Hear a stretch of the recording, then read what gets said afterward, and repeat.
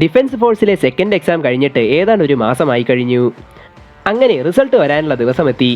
ഈ സമയം കാഫ്കയും ഇച്ചികാവയും അവരുടെ പഴയ ഓഫീസിൽ റിസൾട്ടും കാത്തുകൊണ്ടിരിക്കുകയാണ്. കാഫ്കയ്ക്കാണെങ്കിൽ ഇരുന്നിട്ട് ഇരിപ്പുറയ്ക്കുന്നുണ്ടായിരുന്നില്ല. ഈ എക്സാമിൽ പൊട്ടിയാൽ പിന്നെ എല്ലാ പ്രതീക്ഷകളും പൂട്ടിക്കെട്ടേണ്ട അവസ്ഥ വരുമെന്നോർത്ത് അവൻ കിടന്ന് വെപ്രാളപ്പെട്ടു. ചുമ്മാ ഇരുന്ന ഇച്ചികാവയോട് നീ എന്താടാ പേടിക്കാത്തേ എന്ന് ചോദിച്ച് അവൻ പിടിച്ച് കുലുക്കി. അതോടെ കൺട്രോൾ പോയ ഇച്ചികാവ അവനോട് അടങ്ങിയിരുന്നില്ലെങ്കിൽ വായിൽ കവളിമടൽ കുത്തിക്കയറ്റുമെന്ന് പറഞ്ഞ് ഭീഷണിപ്പെടുത്തി. അപ്പോഴേക്കും അവരുടെ പഴയ സൂപ്പർവൈസർ അങ്ങോട്ടേക്ക് കയറി വന്നു. അയാളുടെ കയ്യിൽ അവരുടെ റിസൾട്ടിൻ്റെ കൊറിയറുണ്ട്. അത് കണ്ട രണ്ടുപേരും ഒന്ന് പകച്ചുപോയി. എല്ലാം ഒന്ന് ശാന്തമായ ശേഷം അവർ ആ റിസൾട്ട് പൊട്ടിച്ച് വായിച്ചു നോക്കാൻ തീരുമാനിച്ചു. അവസാനത്തെ ചാൻസ് ആയതുകൊണ്ട് സകല ദൈവങ്ങളെയും വിളിച്ചുകൊണ്ട് നമ്മുടെ കാഫ്ക ആ റിസൾട്ട് പൊട്ടിച്ചു നോക്കി. പക്ഷേ അവൻ പ്രതീക്ഷിച്ച പോലുള്ള ഒരു റിസൾട്ട് ആയിരുന്നില്ല അവന് കിട്ടിയത്. പിറ്റേ ദിവസം ഡിഫൻസ് ഹെഡ്ക്വാർട്ടേഴ്സിലെ ബേസിൽ പുതിയതായി ഫോഴ്സിൽ ജോയിൻ ചെയ്ത ഓഫീസർമാരുടെ വെൽക്കമിംഗ് ഫംഗ്ഷൻ നടക്കാൻ പോവുകയാണ്. എക്സാം പാസ്സായ എല്ലാവരും കോമ്പാറ്റ് സ്യൂട്ടൊക്കെ ഇട്ട് അവിടെ എത്തിയിട്ടുണ്ട്. ആ കൂട്ടത്തിൽ നമ്മുടെ ഇച്ചികാവയും ഉണ്ടായിരുന്നു. അപ്പോഴേക്കും കീക്കറു ഷിനോമിയ അങ്ങോട്ടേക്ക് കയറി വന്നു. അവൾക്കാണ് ടെസ്റ്റിൽ ഫസ്റ്റ് റാങ്ക് കിട്ടിയിരിക്കുന്നത്. എല്ലാവരും അവളെ അഭിനന്ദിക്കുന്നത് കണ്ട ഹാരുയിച്ചിക്ക് അവളോട് ചെറിയ അസൂയ തോന്നി. ഈസിയായിട്ട് ഒന്നാം സ്ഥാനത്ത് എത്താമെന്ന് കരുതിയാണ് അവൻ ടെസ്റ്റിൽ പങ്കെടുത്തത്. പക്ഷേ ഇവളെപ്പോലെ കഴിവുള്ള ഒരുത്തി എതിരെ വരുമെന്ന് അവൻ തീരെ പ്രതീക്ഷിച്ചിരുന്നില്ല. അവൻ അക്കാര്യം അടുത്തു നിന്ന് ആവോയിയോട് പറഞ്ഞു. പക്ഷേ ആവോയിക്ക് അപ്പോഴും അവളെ തോൽപ്പിച്ച് ഒന്നാമതെത്താമെന്ന കോൺഫിഡൻസ് ഉണ്ടായിരുന്നു. അപ്പോഴാണ് അവർ കാഫ്കയെക്കുറിച്ച് ഓർത്തത്. അങ്ങേരെ ടെസ്റ്റിൽ പൊട്ടിയെന്ന് അവർക്ക് മനസ്സിലായി. ഈ സമയം നമ്മുടെ ഇച്ചിക്കാവയും ഈഹറുവും പരസ്പരം മീറ്റ് ചെയ്തു. സംസാരിക്കുന്നതിനിടയിൽ ഈഹറു കാഫ്കയെ പറ്റി ചോദിച്ചു. ഇച്ചിക്കാവ മറുപടി പറയുന്നതിന് മുൻപേ ക്യാപ്റ്റൻ മീന ആഷിറോ അങ്ങോട്ടേക്ക് കയറി വന്നു. അതോടെ ഹാളിൽ എല്ലാ ഓഫീസേഴ്സും അറ്റൻഷനായി നിൽപ്പായി. ആദ്യമായിട്ട് ക്യാപ്റ്റൻ ആഷിറോയെ ഇത്ര അടുത്ത് കണ്ട എല്ലാവരും അവളെ അത്ഭുതത്തോടെ നോക്കുന്നുണ്ടായിരുന്നു. സ്റ്റേജിലെത്തിയ ഉടനെ ആഷിറോ കീക്കറു ഷിനോമിയെ സ്റ്റേജിലേക്ക് ക്ഷണിച്ചു. അവിടെ കൂടി നിൽക്കുന്ന 27 ഓഫീസേഴ്സിൻ്റെയും പ്രതിനിധിയായിട്ടാണ് അവളെ അങ്ങോട്ട് വിളിച്ചത്. സ്റ്റേജിലെത്തിയതും ആഷിറോ അവൾക്ക് സർട്ടിഫിക്കറ്റ് കൈമാറി. എന്നിട്ട് അന്ന് ട്രെയിനിങ്ങിനിടയിൽ ആ കൈജുവിനെ ഒറ്റയ്ക്ക് കൊന്നതിന് ആഷിറോ അവളെ അഭിനന്ദിച്ചു. പക്ഷേ അത് കേട്ടപ്പോൾ കീക്കറുവിന് സന്തോഷം തോന്നിയില്ല. കാരണം അന്ന് ആ കൈജുവിനെ കൊന്ന് എല്ലാവരുടെയും ജീവൻ രക്ഷിച്ചത് അയാളായിരുന്നു, കാഫ്ക ഹീവിനോ. അത്രയൊക്കെ ചെയ്തിട്ടും അവൻ ഓഫീസർ ആയില്ല എന്ന് ഓർത്തപ്പോൾ കീക്കറുവിന് നല്ല നിരാശ തോന്നി. ചെയ്ത സഹായത്തിന് അവനോട് നന്ദി പറയാൻ പോലും പറ്റാത്തതിൽ അവൾക്ക് കുറ്റബോധവും ഉണ്ടായിരുന്നു. അപ്പോൾ പെട്ടെന്ന് ആ ഡോറ് തുറന്നുകൊണ്ട് നമ്മുടെ കാഫ്ക പമ്മി അകത്തേക്ക് കയറി. അവനെ കണ്ടതും കീക്കറുവിന് സന്തോഷമായി. ആ ഹാളിലെ എല്ലാവരും അവനെ അത്ഭുതത്തോടെ നോക്കി. പക്ഷേ ആഷിറോയ്ക്ക് വലിയ അത്ഭുതമൊന്നും തോന്നിയില്ല. കാരണം കഴിഞ്ഞ ആഴ്ച സെലക്ഷൻ കമ്മിറ്റിയുടെ ഒരു മീറ്റിംഗ് നടന്നിരുന്നു. കാഫ്കയുടെ ടെസ്റ്റിലെ സ്കോറും അവൻ്റെ സ്യൂട്ടിൻ്റെ 0% കോമ്പാറ്റ് പവറും ഒക്കെ നോക്കിയ മറ്റ് ക്യാപ്റ്റന്മാർ അവനെ ഫെയിലാക്കാൻ തീരുമാനിച്ചിരുന്നു. അവരുടെ തീരുമാനത്തെ എതിർക്കാൻ ആഷിറോയ്ക്ക് കഴിയില്ലായിരുന്നു. അപ്പോഴേക്കും വൈസ് ക്യാപ്റ്റൻ ഹോഷിനെ ഇടപെട്ടു. അയാൾ പറഞ്ഞു, കാഫ്ക ഫൈറ്റിലും പവറിലുമൊക്കെ തോൽവി തന്നെയാണെന്നതിൽ തർക്കമില്ല. പക്ഷേ അവന് മറ്റാരെക്കാളും നല്ല കൈജു നോളജ് ഉണ്ട്. മാത്രമല്ല അവൻ നല്ലൊരു ടീം പ്ലെയറാണ്. കൈജുവിനെ കൊല്ലാൻ തനിക്ക് പവറില്ല എന്ന് ആദ്യമേ അവൻ മനസ്സിലാക്കി. പക്ഷേ സ്വന്തം നേട്ടത്തെക്കാൾ അവന് പ്രാധാന്യം ടാസ്കിൻ്റെ വിജയമായിരുന്നു. അതുകൊണ്ട് അവൻ തൻ്റെ അറിവ് ഉപയോഗിച്ച് മറ്റുള്ളവരെ നന്നായി അസിസ്റ്റ് ചെയ്തു. ഇതിനേക്കാൾ ഉപരി അവനൊരു ഒന്നൊന്നര കോമാളിയാണ്. അതുകൊണ്ട് അവനെ തൻ്റെ ടീമിൽ ഓഫീസർ ആക്കുന്നതിന് പകരം കേഡറ്റാക്കി കഴിവ് തെളിയിക്കാനുള്ള അവസരം കൊടുക്കണമെന്ന് ഹോഷിനെ റിക്വസ്റ്റ് ചെയ്തു. അതെല്ലാവരും അംഗീകരിച്ചതുകൊണ്ട് നമ്മുടെ കാഫ്ക ഡിഫൻസ് ഫോഴ്സിൽ കേഡറ്റായിട്ട് ജോയിൻ ചെയ്തിരിക്കുകയാണ്. അങ്ങനെ എല്ലാവരും എത്തിയതോടെ നമ്മുടെ ആഷിറോ തൻ്റെ സ്പീച്ച് തുടങ്ങി. നിങ്ങളിപ്പോൾ ഇവിടെ നിൽക്കുന്നത് ഈ നാടിൻ്റെ രക്ഷകരായിട്ടാണ്. കൈജൂസുമായിട്ടുള്ള യുദ്ധം ഇന്നും ഇന്നലെയും ഒന്നും തുടങ്ങിയതല്ല. മനുഷ്യരൂപത്തിലുള്ള കൈജൂസ് അഥവാ ഡൈ കൈജൂസും പിന്നെ ചത്ത കൈജു ജീവനോടെ തിരിച്ചു വരുന്ന പുതിയ പ്രതിഭാസവുമൊക്കെ നമ്മുടെ ജോലി കുറച്ചുകൂടി കൂടുതൽ അപകടം പിടിച്ചതാക്കുന്നു. പക്ഷേ എന്തൊക്കെ വന്നാലും നിങ്ങളെ മുന്നിൽ നിന്ന് നയിക്കാൻ ഞാനുണ്ടാകും.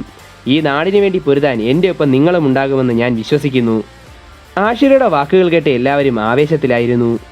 പക്ഷേ നമ്മുടെ കാഫ്കയ്ക്ക് ആവേശം ലേശം കൂടിപ്പോയി. നീ ഒന്നുകൊണ്ടും പേടിക്കേണ്ട മീനെ, നിന്റെ കൂടെ മരണം വരെ പൊരുതാൻ ഈ കാഫ്ക എന്നും ഉണ്ടാകും. എൻ്റെ അമ്മച്ചിയാണ് സത്യം. അവൻ വിളിച്ചു കൂവിയത് കേട്ട് എല്ലാവരും ക്രിഞ്ചടിച്ച് പണ്ടാരം ഇറങ്ങിപ്പോയി. അപ്പോഴാണ് കാഫ്കയ്ക്ക് പറ്റിപ്പോയ മണ്ടത്തരത്തിനെ പറ്റി ബോധ്യം വന്നത്. ഇത് കേട്ട നമ്മുടെ ആഷിറോ ഒരു നിമിഷം സൈലൻ്റായി നിന്നുപോയി. എന്നിട്ട് അവൾ ഒരു ക്യാപ്റ്റനെ പേരെടുത്ത് വിളിച്ചതിനും സ്പീച്ച് തടസ്സപ്പെടുത്തിയതിനും ശിക്ഷയായിട്ട് 100 പുഷപ്പ് എടുക്കാൻ കാഫ്കയോട് പറഞ്ഞു. അത് കേട്ട കാഫ്കയുടെ കിളി പോയെങ്കിലും വേറെ വഴിയൊന്നുമില്ലാതെ അവൻ അവിടെ കിടന്ന് പുഷപ്പ് എടുക്കാൻ തുടങ്ങി. ഇതൊക്കെ കണ്ട വൈസ് ക്യാപ്റ്റൻ ഹോഷിനെ നിന്ന് പൊട്ടിച്ചിരിക്കുകയാണ്. അപ്പോഴേക്കും ആഷിറോ സ്പീച്ച് അവസാനിപ്പിച്ച് പോകാനിറങ്ങി. അപ്പോൾ അവളുടെ മുഖത്ത് ചെറിയൊരു പുഞ്ചിരി തെളിഞ്ഞത് അവൻ ശ്രദ്ധിച്ചു. ആദ്യമായിട്ടാണ് അവളുടെ മുഖത്ത് ഒരു ചിരി അവൻ കാണുന്നത്. കാഫ്ക കാരണം ആ ഫംഗ്ഷൻ മൊത്തം വെറും കോമഡിയായി മാറിയെന്ന് പറഞ്ഞ് കോനോമി ഹോഷിനയെ കുറ്റപ്പെടുത്തി. പക്ഷേ അതുതന്നെയായിരുന്നു ഹോഷിനയ്ക്ക് വേണ്ടിയിരുന്നത്. എപ്പോൾ വേണമെങ്കിലും മരിക്കാവുന്ന ഈ ഫീൽഡിൽ കാഫ്കയെ പോലെ ഒരു എൻ്റർടൈനർ ഉള്ളത് നല്ലതാണെന്ന് അവൻ പറഞ്ഞു. പക്ഷേ അവൻ കാഫ്കയെ റെക്കമെൻഡ് ചെയ്തതിൻ്റെ പ്രധാന കാരണം മറ്റൊന്നാണ്. അന്ന് എക്സാമിനിടയിൽ ചത്ത കൈജൂസൊക്കെ ജീവനോടെ തിരിച്ചു വന്ന സമയത്ത് ഹോജുവിൻ്റെ മുന്നിൽ പെട്ടെന്ന് 9.8 മാഗ്നിറ്റ്യൂഡ് റീഡിംഗ് തെളിഞ്ഞിരുന്നു. ഈ സമയത്തെല്ലാം കാഫ്കയുടെ സ്യൂട്ടിൻ്റെ വൈറ്റൽസ് മാത്രം കുറച്ച് സമയത്തേക്ക് ഓഫായി. സോ ഈ സംഭവത്തിൽ നമ്മുടെ കാഫ്കയ്ക്ക് എന്തെങ്കിലും പങ്കുണ്ടാകുമെന്ന സംശയമുള്ളതുകൊണ്ട് തന്നെ അവനെ ക്ലോസ് ആയിട്ട് നിരീക്ഷിക്കാൻ വേണ്ടി കൂടിയിട്ടാണ് ഹോഷിനെ അവനെ ടീമിൽ കയറ്റിയത്. അധികം വൈകാതെ കാഫ്ക 100 പുഷപ്പ് എടുത്ത് തളർന്നു വീണു. അപ്പോഴേക്കും കീക്കറു അങ്ങോട്ടേക്ക് വന്നിട്ട് കാഫ്കയോടൊന്ന് ഒറ്റയ്ക്ക് സംസാരിക്കണമെന്ന് പറഞ്ഞു. എന്നാൽ പിന്നെ അങ്ങോട്ട് മാറിയിരുന്ന് ഒറ്റയ്ക്ക് സംസാരിച്ചോ എന്ന് പറഞ്ഞ് കാഫ്ക അവളെ കളിയാക്കി. ഇത് കേട്ട് ദേഷ്യം വന്ന കീക്കറു അവനെ അവിടെ ഇട്ട് ചവിട്ടിക്കൂട്ടി. അങ്ങനെ വൈകുന്നേരമായപ്പോൾ കാഫ്കയും ഇച്ചിക്കാവയും കീക്കറുവിനെ ഒരു കോഫി ഷോപ്പിൽ വെച്ച് മീറ്റ് ചെയ്തു. അവിടെ വെച്ച് കാഫ്കയ്ക്ക് എങ്ങനെയാണ് കൈജുവിൻ്റെ പവർ കിട്ടിയതെന്നൊക്കെ അവളോട് അവർ ഡീറ്റെയിൽ ആയിട്ട് പറഞ്ഞു. ആദ്യം അത് കേട്ടപ്പോൾ കീക്കറുവിന് അറപ്പ് തോന്നി. എന്നിട്ട് അവൾ അവനൊരു വാർണിംഗ് കൊടുത്തു. നീ ഇപ്പോൾ ഒരു അപൂർവ ഇനം ഡൈക്കൈജുവാണ്. അതായത് മിലിറ്ററിക്ക് നിന്നെ കിട്ടിയാൽ വേറെ ചോദ്യവും പറച്ചിലുമൊന്നും ഉണ്ടാവില്ല. അവർ നിന്നെ വെട്ടിക്കീറി നിന്റെ ബോഡി കൊണ്ട് പുതിയ പവർഫുള്ളായ വല്ല ആയുധവും ഉണ്ടാക്കും. അവൾ പറഞ്ഞതൊക്കെ കേട്ട കാഫ്ക പേടിച്ച് വിറച്ചു. എന്നെ ഒറ്റിക്കൊടുക്കല്ലേ പെങ്ങളെ എന്നും പറഞ്ഞ് അവൻ അവളെ പിടിച്ച് കരയാൻ തുടങ്ങി. എന്തായാലും ട്രെയിനിങ് ഫീൽഡിൽ വെച്ച് അവളുടെ ജീവൻ രക്ഷിച്ചതുകൊണ്ട് അവൾ അവനെ സഹായിക്കാമെന്നേറ്റു. പക്ഷേ എന്നെങ്കിലും നീ മനുഷ്യർക്കെതിരെ തിരിഞ്ഞാൽ നിന്നെ ഞാൻ തന്നെ കൊല്ലുമെന്ന് കീക്കറോ അവനെ ഓർമ്മിപ്പിച്ചു. അത് കാഫ്കയും സമ്മതിച്ചു. അങ്ങനെ പിറ്റേ ദിവസം അവരുടെ ഷൂട്ടിംഗ് ട്രെയിനിങ് തുടങ്ങി. നമ്മുടെ ഇച്ചിക്കാവ ഇപ്പോൾ ട്രെയിനിങ് ഫീൽഡിൻ്റെ ഉള്ളിലേക്ക് ഓടുകയാണ്. ഫീൽഡിൻ്റെ നടുവിലെത്തിയിട്ട് അവൻ തോക്ക് ലോഡ് ചെയ്ത് ചുറ്റും നോക്കി. അവിടെ ഉണ്ടായിരുന്ന എല്ലാ ടാർഗറ്റുകളും അവൻ ഓരോന്നായി വെടിവെച്ച് തകർത്തു. അവൻ ആ ട്രയൽ 2.5 മിനിറ്റ് കൊണ്ട് പൂർത്തിയാക്കി. അവൻ്റെ സ്യൂട്ടിൻ്റെ കോമ്പാറ്റ് പവർ 8 നിന്നും 18% കൂടിയിട്ടുണ്ട്. ഇച്ചിക്കാവയുടെ ഇമ്പ്രൂവ്മെൻറ്റ് കണ്ട് ഹോഷിനെയും ഇംപ്രസ്ഡായി.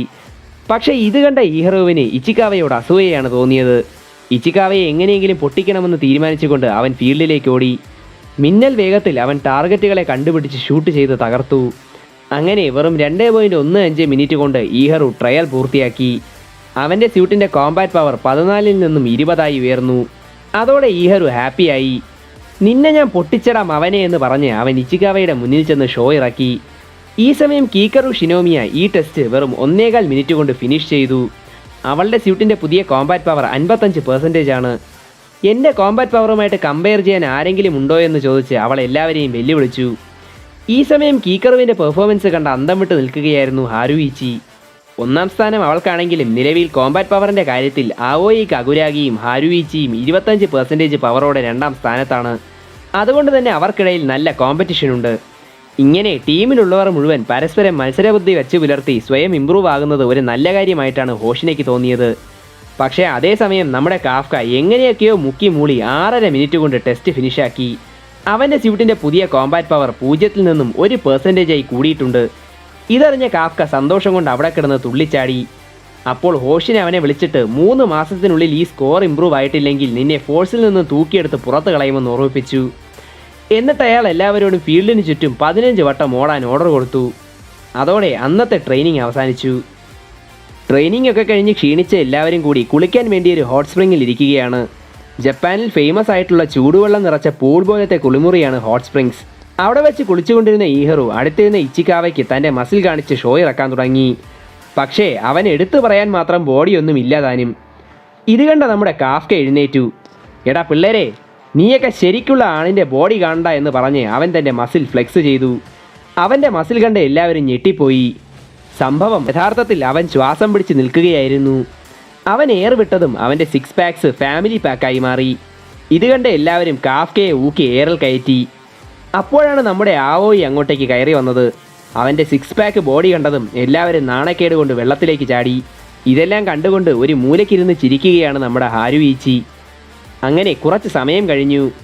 ഓരോരുത്തരായി തങ്ങൾ ഡിഫൻസ് ഫോഴ്സിൽ ജോയിൻ ചെയ്യാനുള്ള കാരണത്തിനെ പറ്റി സംസാരിക്കാൻ തുടങ്ങി. ഈഹറുവിന് ക്യാപ്റ്റൻ ആഷിറോയാണ് ഇൻസ്പിരേഷൻ. കുറച്ച് കൊല്ലം മുമ്പ് അവനെ ഒരു കൈജു അറ്റാക്ക് ചെയ്തപ്പോൾ രക്ഷിച്ചത് ആഷിറോ ആണ്. അന്നു മുതൽ അവളുടെ കൂടെ ഡിഫൻസ് ഫോഴ്സിൽ വർക്ക് ചെയ്യാൻ അവൻ തീരുമാനിച്ചു.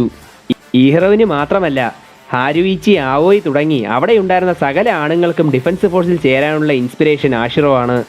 ബേസിക്കലി ആ ബാത്ത് ഹൗസ് ഒരു ആഷിറോ ഫാൻ ക്ലബ് മീറ്റിംഗ് പോലെയായി. അപ്പോൾ കാഫ്ക അറിയാതെ ആഷിറോ തൻ്റെ പഴയ ഫ്രണ്ടായിരുന്നുവെന്ന് പറഞ്ഞുപോയി. അത് കേട്ട് എല്ലാവരും ഷോക്കായി. അവന്മാർ കിളിപോയ അവസ്ഥയിൽ നിന്നപ്പോൾ കാഫ്ക അവിടെ നിന്ന് പതുക്കെ എസ്കേപ്പ് ആവാൻ നോക്കി. പെട്ടെന്ന് അവനെ എല്ലാവരും ചേർന്ന് പിടിച്ചു നിർത്തി. ആഷിറോയെ പറ്റിയുള്ള എല്ലാ കഥയും പറഞ്ഞിട്ട് പോയാൽ മതി എന്ന് പറഞ്ഞ് അവർ കാഫ്കയെ ഭീഷണിപ്പെടുത്തി. അങ്ങനെ അന്ന് വൈകുന്നേരം മുഴുവൻ അവർ കാഫ്കയുടെ കഥയും കേട്ട് അവിടെ ഇരുന്നു. രാത്രിയായപ്പോഴേക്കും കീക്കറും ഫ്രണ്ട്സും കുളി കഴിഞ്ഞ് ഫ്രഷായി പുറത്തേക്ക് വന്നു.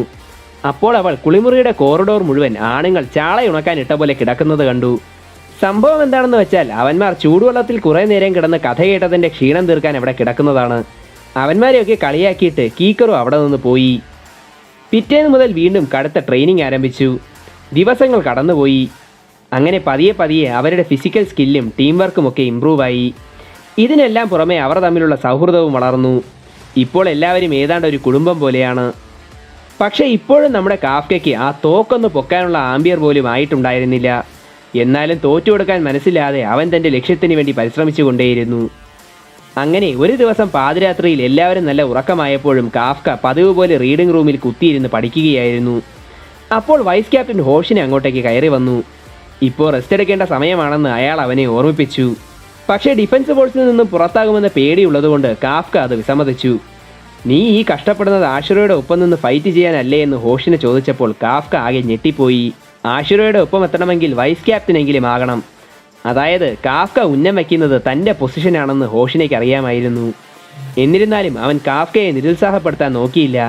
പക്ഷേ വൈസ് ക്യാപ്റ്റൻ സ്ഥാനം അത്ര പെട്ടെന്നൊന്നും വിട്ടുതരില്ല എന്ന് ഹോഷിനെ അവനെ ഓർമ്മിപ്പിച്ചു. പക്ഷേ അതൊന്നും കാഫ്കയുടെ തീരുമാനം മാറ്റിയില്ല.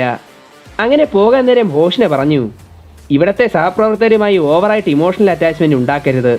കാരണം ഈ ഫീൽഡിൽ എപ്പോൾ വേണമെങ്കിലും ആർക്കും എന്തും സംഭവിക്കാം. ഹോഷിനെ പറഞ്ഞതെല്ലാം കാഫ്ക ഒന്നും മിണ്ടാതെ കേട്ടു നിന്നു. പെട്ടെന്ന് കൈജു അലേർട്ട് അലാം മുഴങ്ങാൻ തുടങ്ങി. ഉറങ്ങിക്കിടന്നവരെല്ലാവരും എഴുന്നേറ്റ് ഫൈറ്റിന് റെഡിയാവാൻ തുടങ്ങി. അപ്പോഴും അന്തം വിട്ട് നിൽക്കുന്ന കാഫ്കയോട് ഹോഷിന നിന്റെ കഴിവ് തെളിയിക്കാനുള്ള സമയം എത്തിയെന്ന് പറഞ്ഞു. എന്തായാലും ഈ ചാൻസ് മിസ്സാക്കില്ല എന്ന് കാഫ്ക തീരുമാനിച്ചുറപ്പിച്ചു. പക്ഷേ സിറ്റിയുടെ നടുവിൽ അവരെ കാത്തിരിക്കുന്നത് ചരിത്രത്തിലെ തന്നെ ഏറ്റവും വലിയ കൈജു ആർമിയുമായിട്ടുള്ള യുദ്ധമാണ്. യുദ്ധകാഹളം മുഴങ്ങിക്കഴിഞ്ഞു.